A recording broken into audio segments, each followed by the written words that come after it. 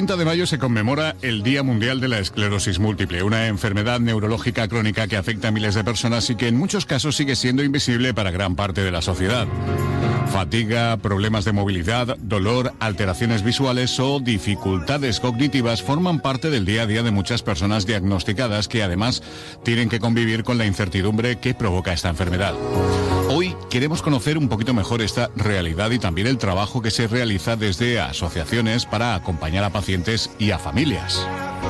Pues para conocer toda esa realidad, ese trabajo, como decías, Antonio, aquí en Elche tenemos a EMEC, que es la Asociación de Esclerosis Múltiple en Elche y Crevillent, y está con nosotros su presidenta, María José Marroquí. ¿Qué tal? Buenos días. Hola, buenos días, ¿qué tal?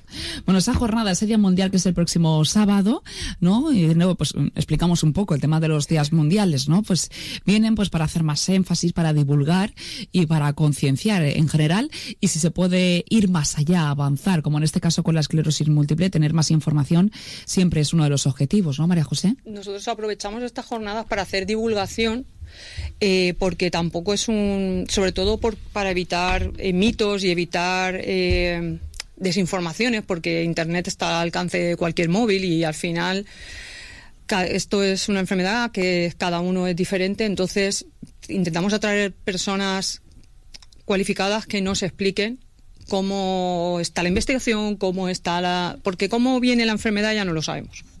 Eso lo tenemos más que claro. Sin conocer de dónde. O sea, el origen exacto no, se sabe que hay una combinación entre genética, ambiente, o sea, hay un popurrí de circunstancias que, si encima has pasado la mononucleosis infecciosa, pues eres más propenso. Pero no es nada así todavía definitivo.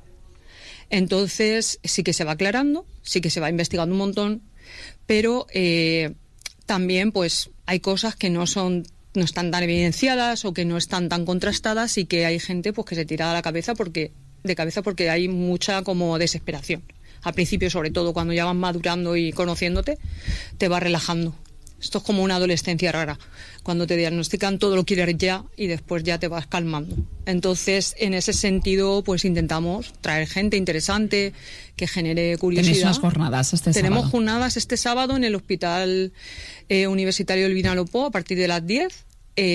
Vendrá Lucien Costa Fossar, que es una investigadora del Instituto Ramón y Cajal de Madrid, y vendrá a explicarnos en qué situación está ahora la investigación, y vendrán desde Fara Mora, que es nutricionista de la Asociación de Diabéticos de Elche, y nos hará una charla sobre nutrición también. Un poco completo todo, porque es estilo de vida también. Entonces, pues...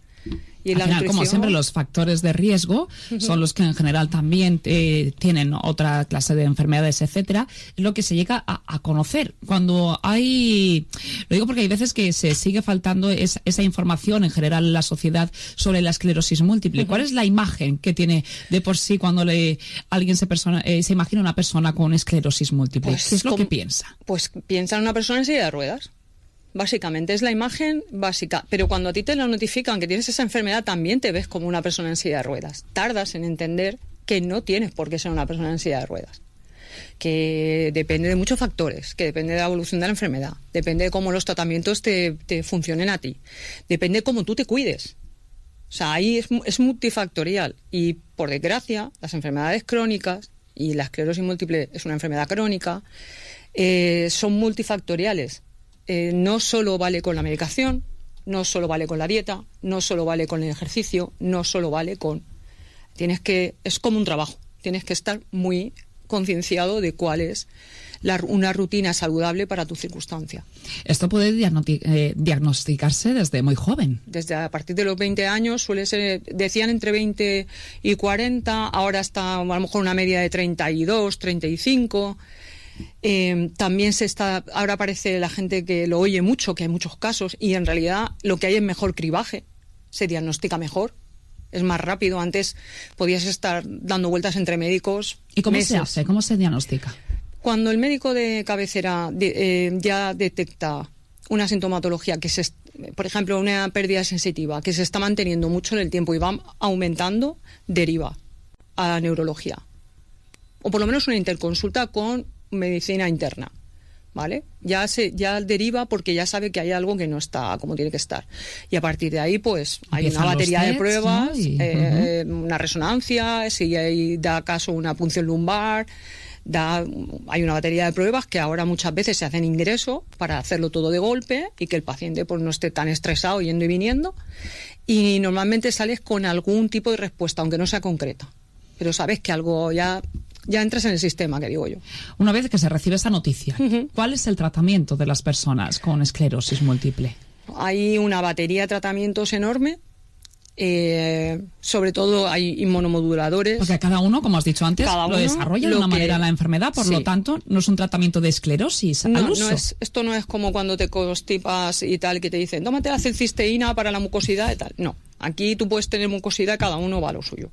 Entonces, ¿qué pasa? Que tenemos, pues hay de inmunomoduladores, que hay desde los menos invasivos hasta aún más invasivos, inmunosupresores, terapia génica, similar a la de leucemia, que también casos muy concretos, muy específicos se hace, y hay gente que no tiene tratamiento per se, lo que es un tratamiento médico, farmacológico, tiene pues otro, lo que hablábamos, el autocuidado general, pero un tratamiento farmacológico, pues a lo mejor por sus circunstancias generales y de salud no es apropiado.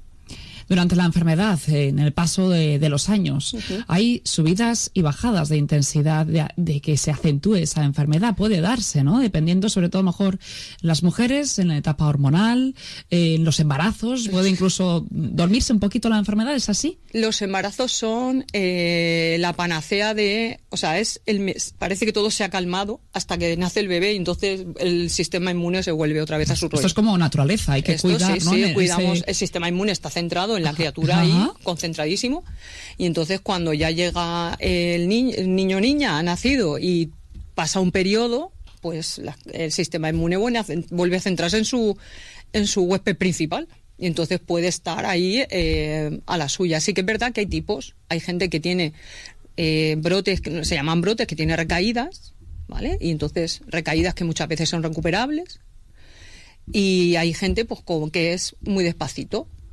como que es, yo por ejemplo pongo mi caso es una discapacidad que se va presentando muy despacito, ¿vale? Entonces, ¿que yo puedo seguir caminando? Sí, puedo seguir caminando. ¿Que puedo caminar lo que puedo caminar? Pues también, pero bueno, camino. Son limitaciones.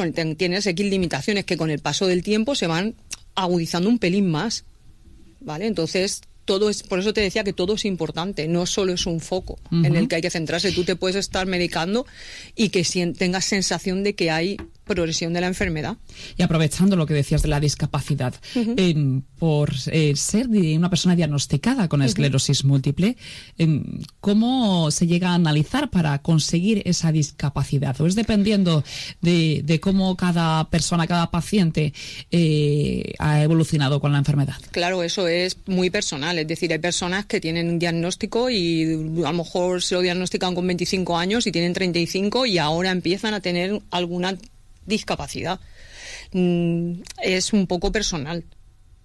También, pues eso es lo que te decía, también como tú te manejes con tu enfermedad, si a ti te diagnostican pronto y la enfermedad se porta bien contigo, en el sentido de que, por ejemplo, a quien diagnostican ahora tiene muchas ventajas que hace 10 años no había.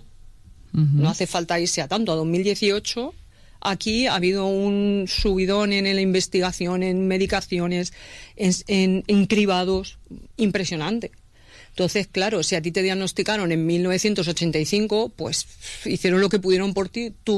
A lo mejor la sensación de discapacidad te ha venido mucho antes. Si a ti te han diagnosticado en 2025, pues has entrado en un momento farmacológicamente, clínicamente, incluso de conocimiento general muy bueno. Entonces te pueden dar unos recursos que hace 20 años no estaban. María José, permíteme que de paso presente a dos personas que se suman a esta conversación. Son amigos de esta casa, de Radio Elche Cadena Ser.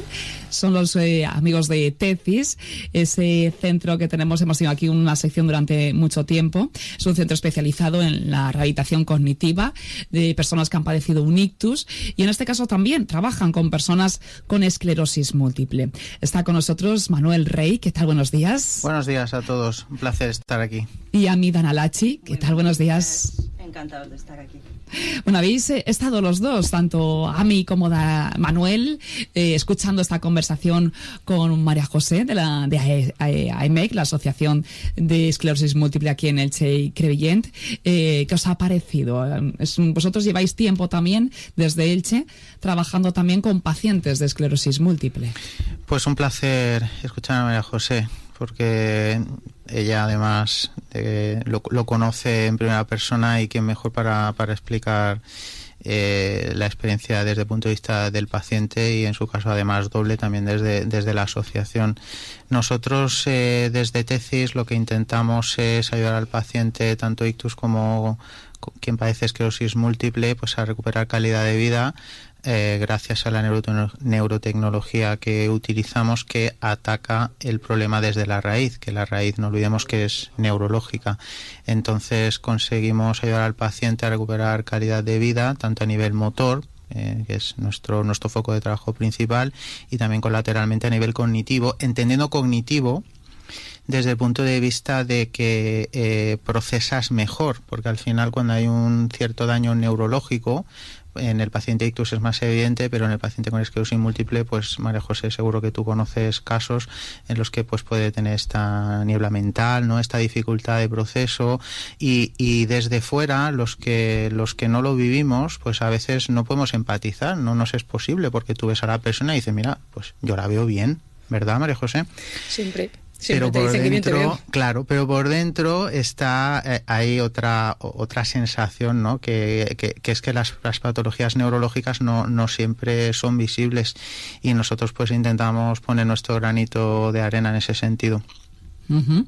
A mí estábamos hablando también durante la conversación con María José de cómo ha cambiado, ¿no? Al final también ese cribado, esa manera también de diagnosticar a tiempo, de permitir también esa discapacidad, y algo que también ha evolucionado mucho en la tecnología, afortunadamente, ¿no?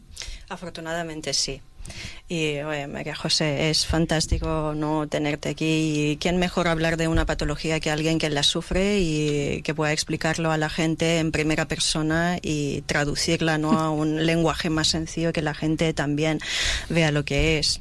Y sí, la ciencia hoy en día puede detectar mejor la esclerosis múltiple, los factores, ¿no?, que combinan y hacen aparecer esta patología hoy en día los conocemos un poco mejor, aunque aún desconocemos la causa, ¿no? Creemos que es predisposición genética. Que es predisposición no quiere decir obligatoriamente que la persona la vaya a heredar de sus progenitores o familiares. Eso quiere decir que está ahí, pero puede o no tienes más números, ¿no?, aparecer, ¿no? Exacto, de desarrollarla. ¿Esto se puede entonces saber previamente? Lo podríamos saber, y hay un biomarcador muy interesante que seguramente Ramón y Cajal, este hospital, también lo utiliza mucho, que son los neurofilamentos, y se implementa un biomarcador. Este biomarcador lo podemos de hecho cuantificar y ver no la patología un poquito antes, y no tener directamente que buscarla en líquido cefalorraquídeo. La podemos detectar y cuantificar en sangre circulante ahora, y nos da información en este sentido. También quería a la gente que supiera que esta combinación de factores pueden ser ambientales, también el déficit de vitamina D, por ahí también la parte nutricional a veces es importante entenderla y apoyar por ahí el tabaquismo, a veces también obesidad en edades más tempranas consideradas, infecciones virales, que hablabas de Epstein-Barr, la mononucleosis, que la gente también no la conoce mucho, simplemente si la ha padecido tampoco le presta mucha atención, no tiene mucha sintomatología, pasa ahí por encima. También muy muy importante que la gente sepa que no es una enfermedad contagiosa, no sufrís ningún riesgo. Esto se sigue preguntando a día de hoy. Sí, a ver, nosotros yo cada vez menos, vale, pero pues igual que la gente tiene la imagen de la silla de ruedas, pues tiene igual que lo de la herencia que comentaban, lo puedes llevar, pero no tiene que no está implicado que vaya a heredarlo. De hecho, en nuestra asociación solo tenemos, creo que un caso, que hay una madre y un hijo, pero que haya un caso despertado, ¿no? En ese caso. Que tengan los dos la enfermedad diagnosticada. Entonces, sí, de todos los socios que hay. Entonces, ¿es posible? Es posible. ¿Es frecuente? Pues no, o no tanto. como pueden ser otras cosas, como decía el doctor, la niebla mental, o son más frecuentes. Tenemos que saber también que en Europa, bueno, y en España la incidencia de prevalencia es elevada. No vamos a decir que no, porque es así, es una prevalencia media alta. Se estima que en España hay unos 55.000 personas o más que conviven con esta enfermedad. Cada año aparecen aproximadamente 1.800-2.000 casos nuevos diagnosticados en este caso, que ahora, claro, los neurólogos también lo pueden diagnosticar más rápido. Sí que lo diagnosticamos entre 20 y 40 años habitualmente, pero no quiere decir que en etapas más avanzadas también lo podemos diagnosticar. Que sí que afecta entre 2 y 3 veces más a las mujeres, por desgracia, que a los hombres. Y conforme nos alejemos del Ecuador, más incidencia puede haber. Muy curioso esto, sí. Sí, nos encontramos con más casos. ¿Y esto por qué? Si necesitamos esa vitamina D, ¿no? Y luego hay que alejarse del Ecuador. Mira, ¿cómo lo hacemos? Elche son todo ventajas, ¿has visto? Por el norte están peor, claro. Cierto, total. A mí me gustaría, si me permitís, hacer un apunte para los oyentes, porque me gustaría que entendieran algo de esta patología. ¿Por qué se la llama la enfermedad de las 1000 caras, o es tan complicado el diagnóstico? Porque se presenta de muchas maneras diferentes, a veces con la vista, a veces, bueno, tiene infinidad de maneras de manifestarse. Lo que sucede realmente es que la señal neurológica va más lenta porque nuestros cables, léase nuestro sistema nervioso, está recubierto de una sustancia llamada mielina. La mielina es como el plastiquito que cubre los filamentos de un cable. Cuando esta mielina se degrada porque nuestro sistema inmunológico por error la está atacando en algunos puntos específicos, que es donde produce la lesión, hace que nuestra señal eléctrica vaya más despacio desde el cerebro hasta su destino. Y de hecho puede ir más despacio, puede alterarse, puede bajar en intensidad, puede llegar más tarde. Por eso a veces el paciente tiene la sensación de, mira, es que tropiezo sin motivo aparente. Claro, te descoordinas. ¿Por qué? Porque no tienes una fluidez natural en esa señal eléctrica que estás emitiendo. Entonces, bueno, es un aspecto, creo, es importante que la gente entienda, y la esclerosis múltiple forma parte de un conjunto más amplio de patologías que son las desmielinizantes, que tienen todas esta base común de que la mielina se ve degradada. Esto creo que los oyentes lo entienden bastante bien si hacemos esta analogía, si me permite, María José, sí. Del cable y el recubrimiento. Nosotros lo utilizamos, de hecho, lo de los cables pelados es muy recurrente. Ha sido muy utilizado en la asociación. Esa manera de explicar para que se pueda muy visual, entender, ¿no? Es muy visual. Además, lo que comentaba el doctor, tú tienes... nosotros hacemos movimientos mecánicos, ya están aprendidos, van fluidos, no tienes problema, pero cuando a ti te pasa esta descripción que ha hecho el doctor, tú tienes que pensar el movimiento. Si tú quieres levantar un pie, tienes que decirle al cerebro que quieres levantar ese pie. Y que ese pie tiene que levantarse a cierta altura, porque si no tropiezas con el bordillo. Entonces tienes que aprender a hacer lo mismo de una forma diferente. Y pues a veces es muy frustrante, porque a veces no lo llegas a conseguir con esa fluidez, a veces, pues eso, lo que comentábamos, se manifiesta de forma muy abstracta, es decir, puedes estar viendo la tele y no entender lo que estás viendo. ¿Por qué? Porque la velocidad de procesamiento, tu velocidad es más lenta, entonces tú estás viendo la tele, estás viendo gente hablar, pero no estás entendiendo el mensaje. Entonces, pues te puede pasar por ese día, estás mucho más fatigado o mucho más fatigada y se exacerba ese síntoma. La fatiga es uno de los síntomas más evidentes, la fatiga ¿no? es uno de los top 10, porque encima es invisible. Porque encima pues hay gente que es de mañanas y hay gente que es de tardes. Hay gente que por la mañana va a tope y hay gente que por la mañana no la busques, porque el cuerpo tarda mucho en arrancar. Y hay gente, pues como me pasa a mí, que a las 6 de la tarde, pues oye... Hasta mañana. O sea, te contesto al móvil si me pilla un día muy inspirada. Ya. Pero no estás ya tan operativo. Entonces también, pues tienes que racionar. Es decir, quiero hacer algo por la tarde, tengo que dedicar toda la mañana a estar relajada, tranquila, porque si no, por la tarde no voy a poder. Entonces, esa fatiga, que es cognitiva, o sea, que es la niebla mental y se puede juntar con la física, es muy difícil de manejar y muy difícil de administrar. Porque tú antes hacías cosas que tienes que dejar de hacerlas o todo el rato, adaptarlas. o adaptarlas, sobre todo adaptarlas, nunca dejarlo. Siempre si se puede adaptar. A mí, Manuel, ¿cómo es esos recursos que tenéis en Tecis para mantener por lo menos esa calidad de vida?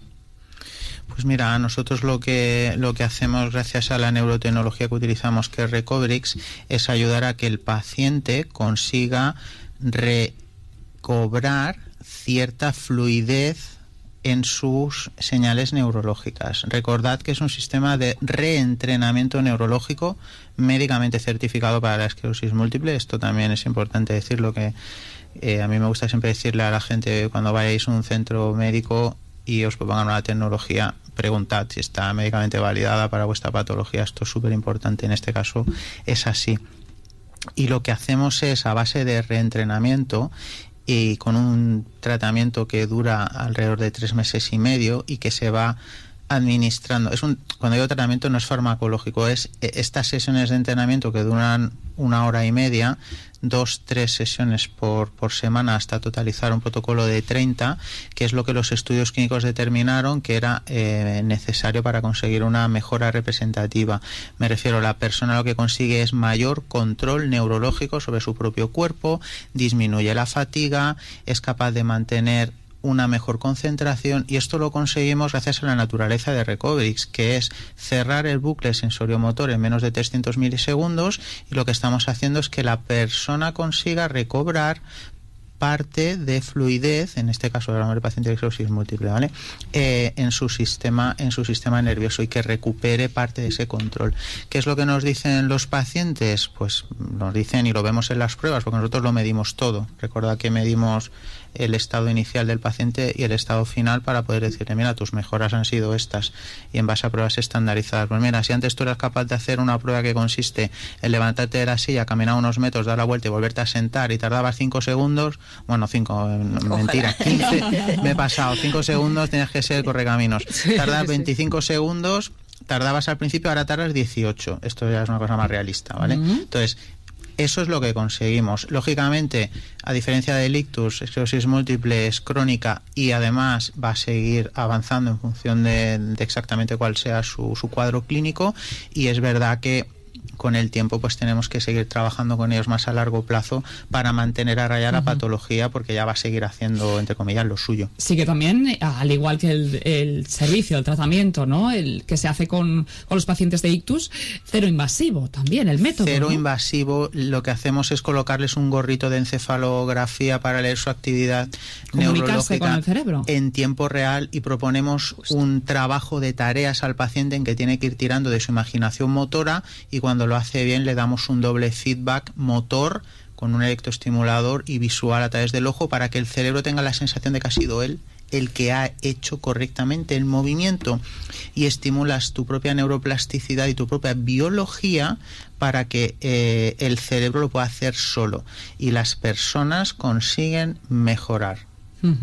Bueno, pues tecnología de la mano de la salud, y para eso tenemos que seguir apostando para avanzar. Recordamos que Tecis se encuentra en el Parque Científico de la Universidad Miguel Hernández. Como siempre, un placer contar con vosotros, con vuestra colaboración, Manuel Rey y a mí, Dana Lachi. Gracias. Siempre es un gusto estar aquí. Encantados de estar aquí. María José, brevemente recordamos las jornadas de este sábado en el Hospital del Vinalopó. Recuérdanos la hora y cómo puede la gente inscribirse. Es a puertas abiertas hasta llenar el aforo, o sea que puede ir quien quiera. Es a partir de las 10 en el Hospital Universitario del Vinalopó, y tenemos pues apertura, todo lo que toca por el Día Mundial, y aparte viene Lucien Costa Fossar del Ramón y Cajal, Instituto Ramón y Cajal, a darnos una ponencia sobre esclerosis múltiple, y Fara Mora de la Asociación de Diabéticos de Elche, que vendrá a darnos una charla sobre nutrición. Pues María José, como siempre, muchísimas gracias por estar con nosotros y que vaya muy bien. Muchas gracias a vosotros. Gracias.